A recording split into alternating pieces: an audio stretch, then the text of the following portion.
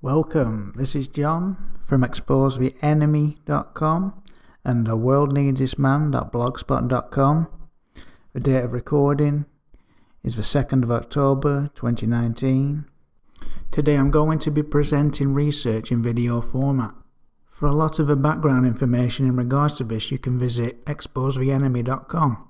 I have a lot of the visuals and charts and information that I will be presenting here on the website. The information relating to the charts in my presentation are under the networks category, and the Israel and high-tech section covers some of the information in regards to the private intelligence companies we will touch on here. Again, links are in the video description. Okay, so I'm going to cover some of the networks that Eric Prince is in the middle of, as this will help to explain the larger narrative in regards to the relationship between certain oligarchs, private intelligence, Israel, China, the Belt and Road Initiative, and the crackdown on the Uyghurs. That's the Muslim population in far western China, and also now the Hong Kong protests. So this is the first chart. So Eric Prince is on the right hand side below Joe Zamel. Okay, so this is some basic information about Eric Prince. He is the heir of the Prince Corporation fortune. He is the brother of the Education Secretary Betsy DeVos. He is the founder of Blackwater, Egg Sea mercenary groups. He is a managing partner of the Frontier Resource Group. He is the executive director and deputy chairman of Frontier Services Group, and he met with Joe Zamel, George Nader, Michael Flynn and Donald Trump Jr. during the 2016 Trump campaign. Prince's family have a long history of ties to the CNP, that's the Council for National Policy, an exclusive quote-unquote conservative networking group that largely controls the controlled Christian right in the United States. I would like to promote Josh Reeves' work on this. He has done 2 documentaries called The Secret Right Volume 1 and Secret Right Volume 2, so I recommend those for some background information. The name of the group is the Council for National Policy. So Eric Prince is connected to at least 2 people that we know of who are directly connected to Israeli private intelligence. One is Joe Zamel. A couple of years ago I wrote an article on the Interdisciplinary Center Herzliya called IDC Herzliya, a institutional cornerstone of a technological superpower. I published much of the information in the Israel and high-tech section of the website exposethenemy.com. Joe Zamel was born in Australia in 1986, the son of Gary Zamel, a wealthy Australian mining engineer and businessman predominantly related to coal, nickel and copper mining, and previous director of the Australian Israel Chamber of Commerce. Gary Zamel also has done work for his son's company Wikistrat.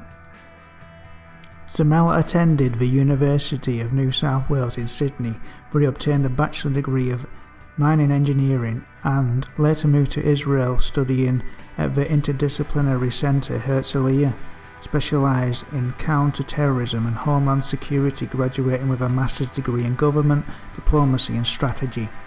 He's a member of the Central Eurasia Leadership Alliance Network. In 2015, Zamel's Wikistrat spent a week running scenarios called the Cyber Mercenaries Project on how a US election interference campaign could be made by Russian cyber actors, which was later reported to Donald Trump Jr. in 2016. On August 3, 2016, Zamel participated in a high-level meeting with Trump Jr., Eric Prince, Stephen Miller and George Nader. This was followed by a post-inaugural meeting in 2016 with George Nader, Steve Bannon, former Vice President of Cambridge Analytica, and Jared Kushner. After the 2016 Trump election win, Zemel's company Group formed a partnership with Cambridge Analytica to jointly bid for contracts with the American government. In December 2016, George Nader used White Knight, based in the Philippines, to purchase a presentation demonstrating the impact of social media campaigns on Donald Trump's electoral victory. The meeting with Trump was later scrutinized by Robert Mueller's special counsel investigation and subsequent investigation into his links to Trump officials, which continued after the Mueller investigation finished. Zemel's meetings with Saudi officials was also scrutinized by Mueller. In February 2019, federal agents detained Zemel at Washington Airport and he appeared before a grand jury to give evidence to Mr. Mueller about his links to American-Lebanese businessman Mr. Nader. Zemel bragged to Nader that he had conducted a secret campaign which had been influential in Trump's victory, a characterization which Zemel's lawyers had disputed. Zemel was paid $2 million by Nader. Zemel also had contact with Michael Flynn. Zemel had first met Nader at the St. Petersburg International Economic Forum in June 2016. Now keep in mind that the Group company ultimately was owned by a Duma representative, Mikhail Slipinchuk. That was found out by some research by Scott Stedman. On April 5, 2019, the Senate Intelligence Committee sent a letter to Walter Soriano, the owner of USG Security Limited based in Britain, for his communication with Paul Manafort, Michael Flynn, Group, Wikistrat and Black Cube. Orbis Business Intelligence, which was a firm founded by Mr. Dossier, Christopher Steele. Soriano has links to Oleg Deripaska. Zemel's firm has completed work for Oleg Deripaska and Dmitry Rybolovlev. Zemel has been represented by Mark McKasey, who specialises in reputation protection. McKasey, a former law partner of Rudy Giuliani, has also represented Donald Trump as a client, as well as Donald Trump Jr., Ivanka Trump, Eric Trump and the Trump Foundation in response to a civil lawsuit filed by the New York State Attorney General's office, as well as Eddie Gallagher, a soldier accused of committing war crimes. So Mark McKasey, he's the son of Michael McKasey, the former Attorney General under George W. Bush. He is also a long-term friend and colleague of Rudy Giuliani. In fact, I made a video about a year or so ago about Rubashkin, that he got pardoned by Trump. He was this Lubavitcher kosher meat factory runner. Yeah, he was involved in all kinds of crime. Michael McKasey helped to get him released, and then he received these awards from Chabad Lubavitch. He's also featured heavily in a video that I did called The Mayor, the Mafia and the McKaseys. So there's plenty of background information you can look into there. Rudy Giuliani was also appointed to a cyber position during the Trump transitional period. So now that we're on Zemel, I will touch on this, which I may need to go into further detail in the future. This graphic here shows the connection Zemel and George Nader have to the highest levels of the Saudi regime that were behind the assassination of Jamal Khashoggi. There is another link to another Israeli private intel startup called NSO Group. Again, there's more information about NSO Group on the website exposetheenemy.com. So this graphic shows Eric Prince's links to Group and Cambridge Analytica via Zemel and his Frontier Services Group business partner Johnson Kung Shaw Co. It's based in Hong Kong. The current Hong Kong protests that are ongoing right now are no coincidence, believe me. And Who do we find in the middle of the Hong Kong protest? The man in the middle of this network, Steve Bannon. Bannon was also paid to give a speech at an event held by CITIC Securities, which is a subsidiary of CITIC Group, the government of the People's Republic of China's largest investment bank. CITIC Group is the majority shareholder of Frontier Services Group, where Eric Prince is the executive director and deputy chairman. Chang Zhengming is the chairman of CITIC Group, and he's the chairman of the board of Frontier Services Group. So that's your great libertarian American patriot, Eric Prince. Also, if you think that Steve Bannon is real opposition to China, or even the narrative that China isn't in fact working with these people, you have been misled. And the same goes for Alex Jones. He won't expose these links, but he'll cry on about the Chi-Coms all day and George Soros.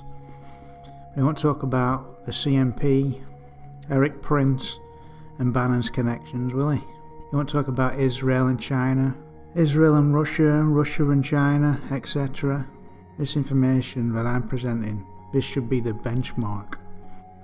So earlier I referred to Joe Zamel being one of Eric Prince's links to these Israeli private intelligence networks on the first graphic. Well, going back to that one, the picture of the woman Litel Hashem, who is actually linked to Carbine, well, herself and Prince, they're connected via Frontier Resources Group, where Litel is the executive director. She is also a co-founder of Carbine, and she's served in several roles in the company. Her partner, Amir Alice, is a fellow co-founder and the CEO of the company. Eric Prince is the managing partner of Frontier Resources Group, so that's the connection. I'd just like to say I came across this information via Bridget on Twitter and Zev Shalev, so I'd like to thank those for that. Now this is a bit of information about Carbine. Carbine is a public safety technology company that has developed a call handling ecosystem which delivers enhanced IP-enabled communication features and caller solutions. Their end-to-end digitalized NG911 ecosystem brings all available data sources for emergency services into one response system. In 2015, the company offered services through an app, See Now. It is believed that this app or something similar is being used by Chinese authorities as part of an aggressive surveillance campaign against the Uyghur population. So if you are familiar with the social media manipulations that Cambridge Analytica, SEO Group, Hema Data and whatever company name they are operating by and using this technology through, then you'll understand these deeper connections to the Chinese government, who have equipped themselves with this technology to implement the dystopian surveillance state on mainland China. And that isn't just against the Uyghur example, but that seemingly is one of the worst. Well, they have equipped themselves with the technology via espionage, investments in Israeli startups such as this Guangxi Science, or business relationships with Eric Prince and Dorian Barak, and a lot of this technology coming through Israel via the United States, whether it's through the Talpiot program, just their own espionage of these other bilateral agreements and foundations like Bird and Bard, the technology transfer programs and the handing of sophisticated high technology weapons to Israel, and all that stuff. It's getting back engineered or being shipped to China. On the website exposetheenemy.com there is a lot of information in regards to Israeli espionage over the years. I also wrote an article named Diplomatic Foundations of China-Israel Relations. that will provide some background information. This clip here gives an idea of the big picture of what's really happened and what's going on, just adding the background information on China, and then you'll have a deeper understanding. And let them, I want to give people information so that you can act on it, because one person alone cannot do it, but the American people are a sleeping giant, and we're beginning to wake up, and I see it every day, everywhere in this country. We're fed up. We realize that we've got to put an end to these lies. We've got to put an end to this corruption. We've got to put an end to this treason. We cannot have a foreign fifth column running the government of the United States. It's as simple as that.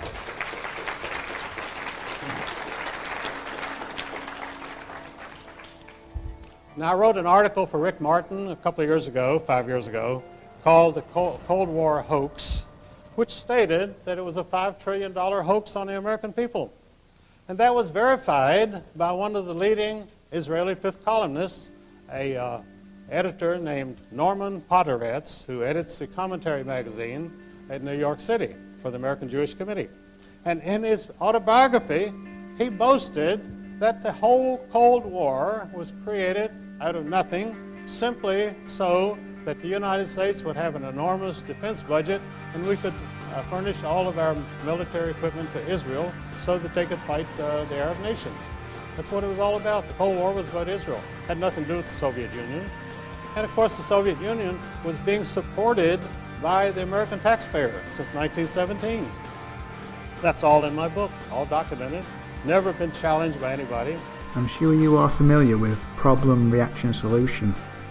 If so, you can probably understand why the Chinese government, with these newly acquired technological capabilities, will want to provoke this uprising in Hong Kong and use a control opposition figure with a public appearance that is presented to the public as opposition to China to manage, guide, handle or incite the protesters. The Chinese government can then use the situation as a pretext to clamp down and get greater control over Hong Kong by reducing the people's freedoms and maybe ship those who they perceive as troublemakers or identified as protesters with the facial recognition technology off to a gulag-style camp on mainland China. And in the worst case scenario, I assume the people detained would have DNA and blood type taken, then that would be entered into a database related to organ harvesting, or a woman could become a victim of human trafficking. I know these are very dark topics, but these activities are a reality, unfortunately. And if Steve Bannon and Eric Prince are aware of what is occurring, then we can conclude that these are two of the most vile human beings on the planet. Anyone familiar with Prince's past would probably already have a pretty low opinion of him based on the morality of the man, from his founding of the mercenary company Blackwater to recently starting his own ammunition line. I've previously covered some of this information in an article called Deeper Than Blackwater. So, if I told you that the company, Frontier Services Group, that Prince is a executive director and deputy chairman, is training Chinese authorities, and the company set up a training camp in Xinjiang region, the same region where the Uyghur population have been subjected to this totalitarian oppression, you really wouldn't be surprised. Sadly, it is true.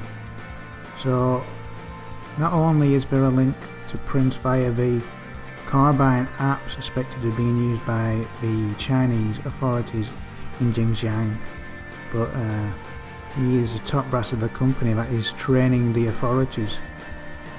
The company may have also trained the Chinese authorities how to use the phone application.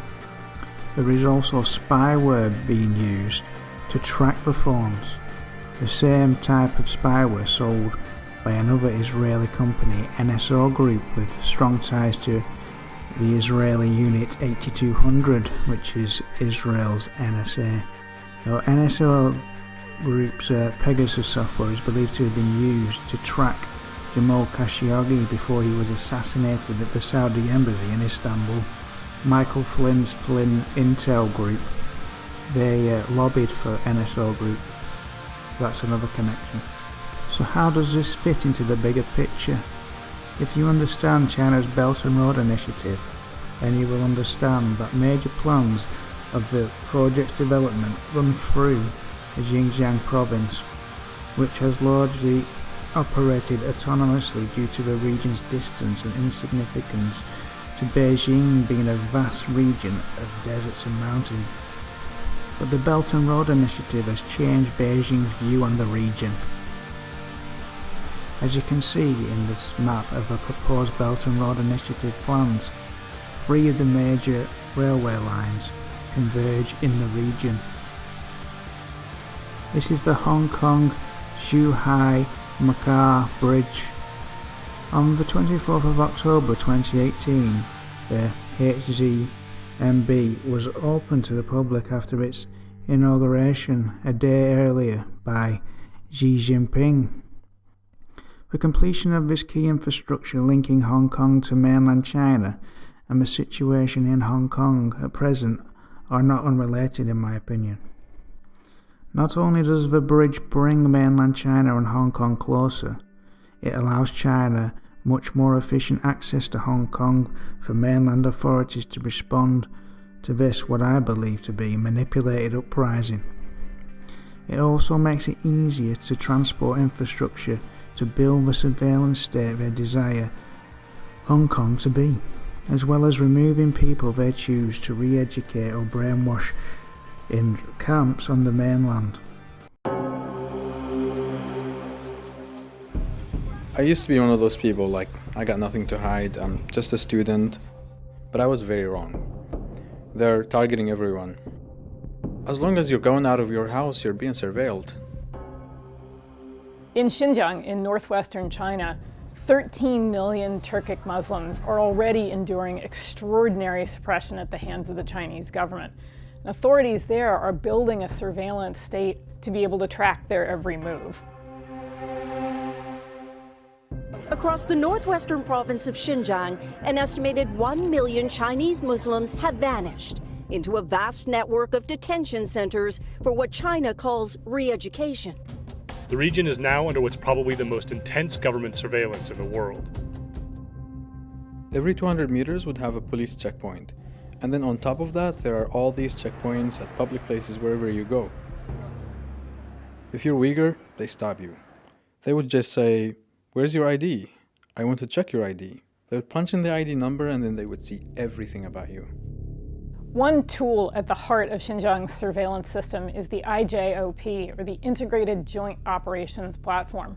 The IJOP has an app that's used by police and government officials to track extraordinary amounts of personal information about individuals, ranging from their religious habits to their blood type.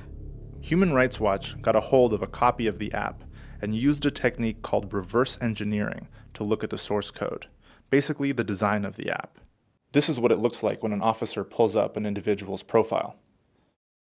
They enter the person's name, ID number, ethnicity, and then the officer takes a photo of the person's ID card to see if that matches the person's face. As you scroll, you see more information is being collected from the person, including their address, how tall they are, their blood type, their educational level, their occupation, their political affiliation, information about their car, license plate, driver's name, driver's ID card number. On its surface, most of this information looks like standard fare for police, but as we dig deeper into the app, we can see that ordinary, routine, legal behavior is being treated by authorities as suspect. This is what it looks like when the IJOP system has flagged someone whose phone number the system has lost track of. The IJOP system sends an alert to government officials to go and investigate the reason why that phone number has gone missing, and note if this person is suspicious and requires further investigation. Or here's another example. This is a report that the IJOP system sends to government officials about someone who used an unusual amount of electricity. The report includes the date in which the unusual amount of electricity used was logged by the system, how much electricity was used, what was the meter reading, and what is the usual range of electricity used. Then the government official is required to go and investigate this person. If you use WhatsApp or Viber or Telegram, that might be considered suspicious. If you go at the back door of your house instead of the front, the police might turn up to investigate. The list goes on. The information from the app feeds into a central system and combines with information from other surveillance systems, including CCTV cameras that rely on facial recognition software, and even Wi-Fi sniffers that are used as people walk through checkpoints to pull information off their phones. The IJOP system aggregates all this data about people, flags those it deems suspicious, and sends alerts to nearby officials. These dubious criteria are being used to identify large numbers of people, many of whom are then arbitrarily locked up. In total, I spent about a month in different jails. I wasn't officially accused of anything or charged with anything. The official paperwork said something like, I was arrested under the suspicion of disrupting the societal order.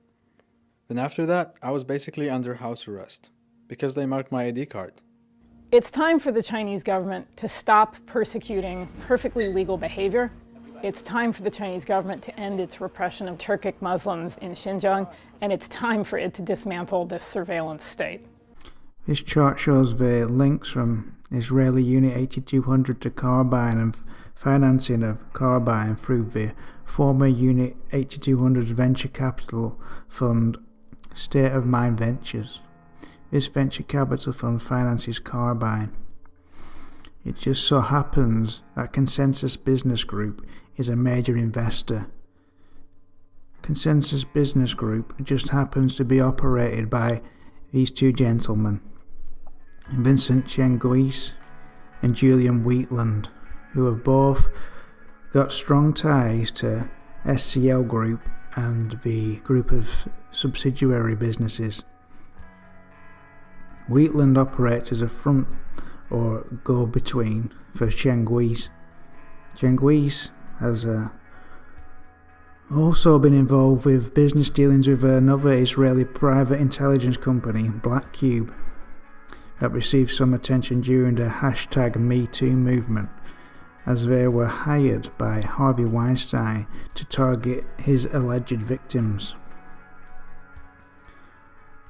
So this next chart shows some of the deeper connections of SCL Group to the British establishment. So what is SCL Group? SCL Group, formerly Strategic Communication Laboratories, was a British behavioural research and strategic communication company. In the United States and other countries, SCL has generated public scandal mainly through its subsidiary, Cambridge Analytica. It performed data mining and data analysis on its audience. Based on results, communication would then be specifically targeted to key audience groups to modify behaviour in accordance to the goals of SCL's client. The company used to describe itself as a global election management agency. London-based SCL was founded by Nigel Oakes, who serves as its CEO. In 1990, Nigel Oakes, who has a background in TV production and advertising, founded the Behavioural Dynamics Institute as a research facility for strategic communication. The study of mass behaviour and how to change it led him to establish Strategic Communications Laboratories in 1993. Oates thought that to shift mass opinion, academic insight was gained through psychologists and anthropologists at BDI should be applied and would be more successful than traditional advertising methods. BDI became a non-profit affiliate of SCL. One of the former directors is Lord Ivor Mountbatten, a cousin of Queen Elizabeth II. After an initial commercial success, SCL expanded into military and political arenas. It became known for alleged involvement in military disinformation campaigns, the social media branding, and voter targeting. In 2005, with a glitzy exhibit at Defence and Security Equipment International,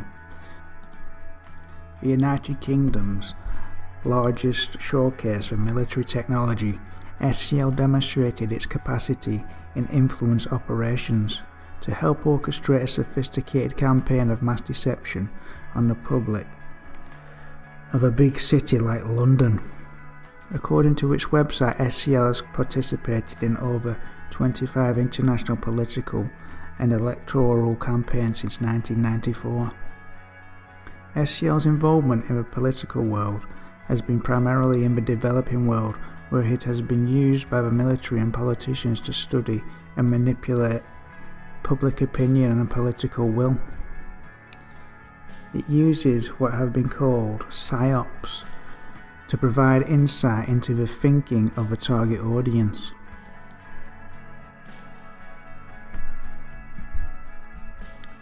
SCL Group claimed to be able to help foment coups. According to its website, SCL has influenced elections in Italy, Latvia, Ukraine, Albania, Romania, South Africa, Nigeria, Kenya, Mauritius, India, Indonesia, the Philippines, Thailand, Taiwan, Colombia, Antigua, St. Kitts and Nevis, and Trinidad and Tobago.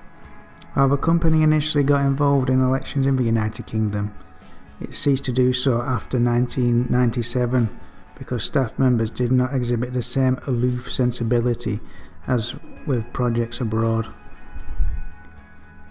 Apparently, allegedly anyway. So, SCL claims that its methodology has been approved and endorsed by government agencies such as the Government of the United Kingdom and the Federal Government of the United States, among others.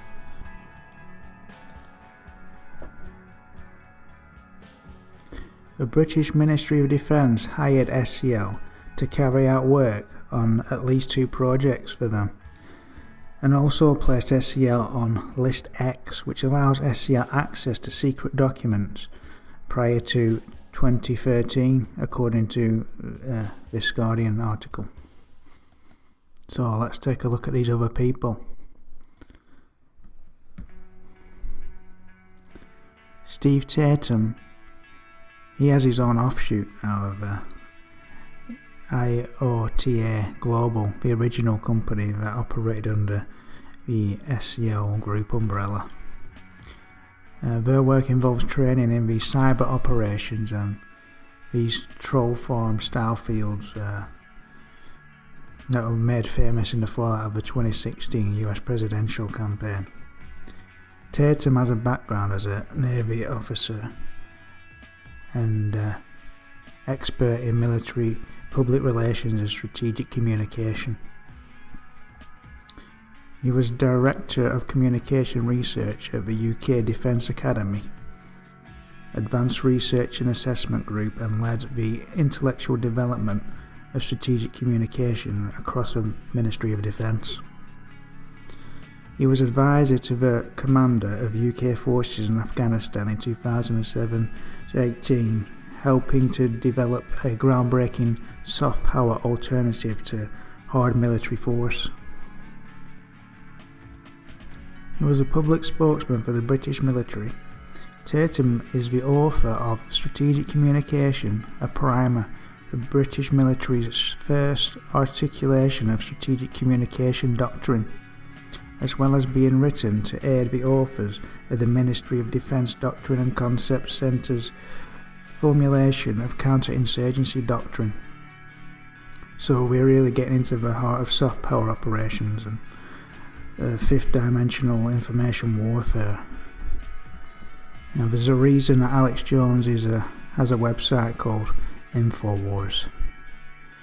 Now, you won't hear any of this information coming from him. You know, his network of clowns like Jack Posobiec, they have been covering up these links between Cambridge Analytica and the Trump campaign and downplaying Cambridge Analytica. So, Lord George Patty is someone that I'll I have to get into more detail about in the future in regards to some interesting information I've come across, but this chart lays out some of the links to the British Military Industrial Complex Company, BAE Systems and to NATO.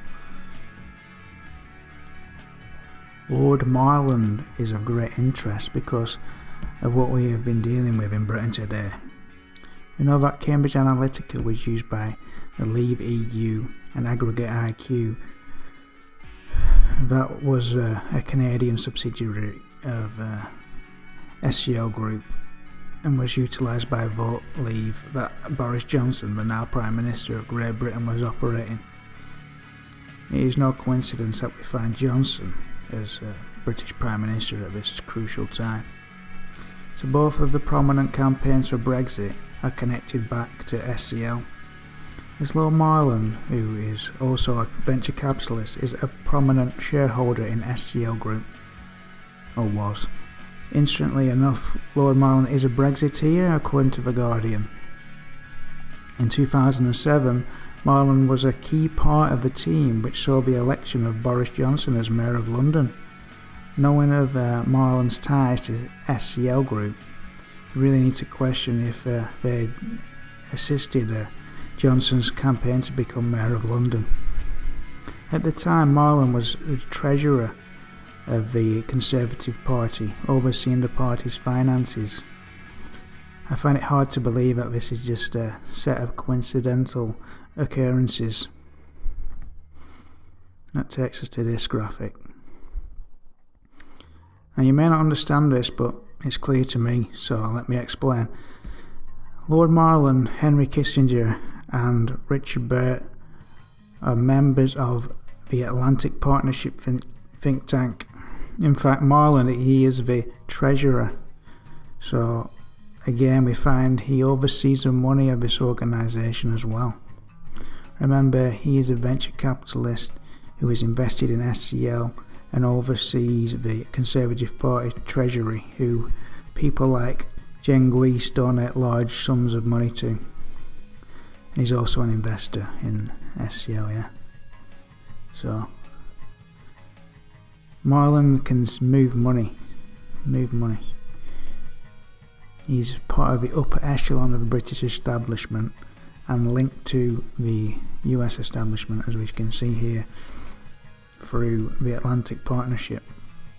So the Atlantic Partnership is an elite networking group set up to foster closer relations between the US and Europe, though its main impetus in Europe seems to have come from pro-US forces in the UK, including those with close links to NATO and other Atlanticist groups.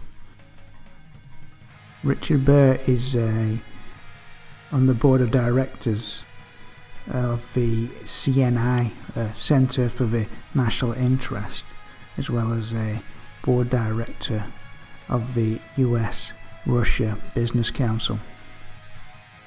Burt is on the Alpha Capital Partners Advisory Board, in which Russia's Alpha Bank is an investor. I think it actually oversees the whole thing. I'm sure some of you are aware of Alpha Bank. That's Mikhail Friedman's bank. He just happens to be a CFR member, and he has huge ties to Israel and Russia. But Alpha is part of this Alpha Access Renova group, controlled by Friedman, Viktor Vekselberg, Len Blavatnik and German Khan. Kissinger's lobbying firm, Kissinger Associates, that's now McLarty Associates.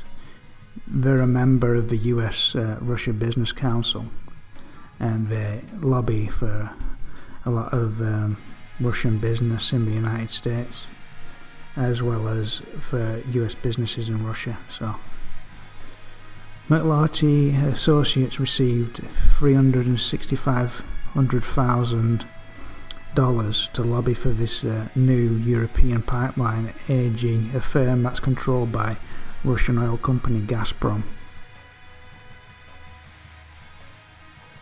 So beginning in February 2016, Richard Burt and a colleague represented the 5 European energy companies investing in Nord Stream 2, an expansion of a Nord Stream pipeline which would allow Russian gas to reach Europe without going through Belarus or Ukraine. Bert contributed to Trump's first major foreign policy speech on April 27th, 2016 at the Mayflower Hotel. In the speech, Trump called for greater cooperation with Russia. Bert was the top national security advisor to the 2016 Trump campaign. Also, that speech that Trump gave at the Mayflower Hotel, that was held by the Center for the National Interest. Henry Kissinger, he is honorary chairman of the Center for the National Interest.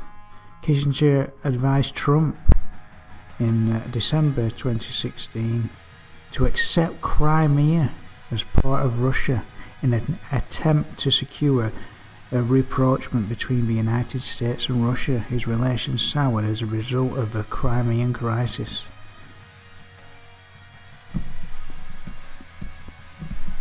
This strategically increases Russia's control of vital pipelines that connect to Crimea out of the Black Sea. This literally gives Russia control of much of Ukraine's gas and oil. Another point that you might not be aware of is that Rosneft, they have received massive contracts for oil deals in Iraq and Libya, so you can kind of get an idea of how Russia geopolitically are increasing their control over natural resources on the Eurasian landmass, and how they have benefited from the war in Iraq and the war in Libya. Okay, so let's get back into some of the information about the CNI. So CNI says its objective is to work on developing new guiding principles for United States global engagement in a dramatically new international environment. The principles which would combine hard-headed pragmatism and fundamental American values. Yeah, right. The Center has 4 main programs: National Security Studies, Chinese Studies, US-Russia Relations, and Regional Strategy, Middle East, Caspian Sea, and South Asia. CNI was previously called the Nixon Center. Now, if you want to find out a bit more information about the CNI, you can check out the exposetheenemy.com/CNI. I'm sure most of you would be aware that Nixon and Kissinger were instrumental in opening China to the West. Since then, we've seen the steady deindustrialization of the Western Hemisphere. We've seen this huge investment into China by these huge multinational corporations and Wall Street. Now we see the emergence of the Belt and Road Initiative, the ASEAN Free Trade Agreement Zone, and the Asian Economic Union Free Trade Development. This is part of the development of the New World Order that Kissinger spoke about in the past, and the big industrialists like David Rockefeller. So this is a topic of Zbigniew Brzezinski's The Grand Chessboard, regarding the landmass of Eurasia as the centre of global power. Brzezinski sets out to formulate a Eurasian geostrategy for the United States. In particular, he writes, it is imperative that no Eurasian challenger should emerge capable of dominating Eurasia, and thus also of challenging America's global preeminence. Much of his analysis is concerned with geostrategy in Central Asia, focusing on the exercise of power on the Eurasian landmass in a post-Soviet environment. In his chapter dedicated to what he refers to as the Eurasian Balkans, Brzezinski makes use of Mackinder's heartland theory. This is Brzezinski with the man behind the Eurasian movement, Alexander Dugin. Now, if your goal was to create a new world order and wanted to have control of Eurasia, it'd be a pretty good idea to create a Eurasian movement yourself, with a cult-like leader at the helm like Alexander Dugin. You could use Dugin to lend support to someone like Donald Trump and be a major influence connected to the alt-right movement, claiming to oppose globalism, and is promoted on other false opposition platforms like InfoWars that also promotes a pro-Putin message. Like Brzezinski says, whoever controls Eurasia controls the world, so in theory, Eurasianism is globalism. So, just to bring this full circle, I mentioned the USRBC, the US-Russia Business Council. How they partnered with Skolkovo Foundation's Startup Village on May the 29th of 2019 to organise a panel featuring 3 USRBC member companies, which is Microsoft CEO, for startups in North Asia. Citi's head of venture investments in Israel, and Pepsi's senior director for insights, to share how US companies are working with startups around the world and in Russia to advance innovation. So Skolkovo Foundation Startup Village is Russia's biggest startup event, and Viktor Vekselberg, he is in charge of the Skolkovo Fund. His name is listed here as a participant in a US-Russia business meeting with the president of the US-Russia Business Council. So, Vekselberg's Renova Group, they own the venture capital company Columbus Nova, which Vekselberg's cousin, his name is Andrew Intrater, operates. So Andrew Intrater donated $250,000 to Trump's inaugural fund and $35,000 to a joint fundraising committee for Trump's re-election and the Republican National Committee. So during 2017, Columbus Nova made payments of at least $500,000 to a bank account maintained by Michael Cohen, then acting as President Trump's personal attorney. So guess what else? Columbus Nova and Intrater are major investors in the Israeli company Carbine. I'll just leave you with this little tidbit to bring this full circle. So you've had a nice little tour around this global network. The USRBC are partnered with St. Petersburg's International Economic Forum. This is from the website. The US-Russia Business Council is pleased to support the International Conference on Securing Investment Growth in Russia, InvestRus. The conference will provide the international business community with an opportunity for direct dialogue with senior Russian government officials on ways of improving the investment climate and identifying new investment opportunities in Russia and other Eurasian Economic Union markets. The agenda will focus on legislation and regulatory improvements and highlight new opportunities in specific Russian regions and industry sectors. The speakers will address measures for protecting investors, attracting foreign investment in export-oriented projects, and encouraging investment by business owners. In addition, the conference will feature expanded meetings of the coordinating councils for waste management and agribusiness development in Russia's Central Federal District and a St. Petersburg International Economic Forum session on investing in Russian regions. And remember Psy Group when I mentioned earlier, Scott Stedman ultimately found that Duma representative Mikhail Lipinchuk was the owner. Okay, so the 400 multinational corporations that are represented by the US Russia Business Council They support the Eurasian Economic Union. They're designing it. They're creating the regulations influencing the whole project. I'll leave you with this so we can say that we've really come full circle. Remember Psy Group, as I mentioned earlier, Scott Stedman ultimately found that Duma representative Mikhail Slipenchuk was the owner. Well, Joe Zamel, he first met George Nader at the St. Petersburg International Economic Forum. So with that, I'd like to say good day. Thanks for listening. Please like the video and subscribe to the channel. And thank you to anyone who's assisted in any way.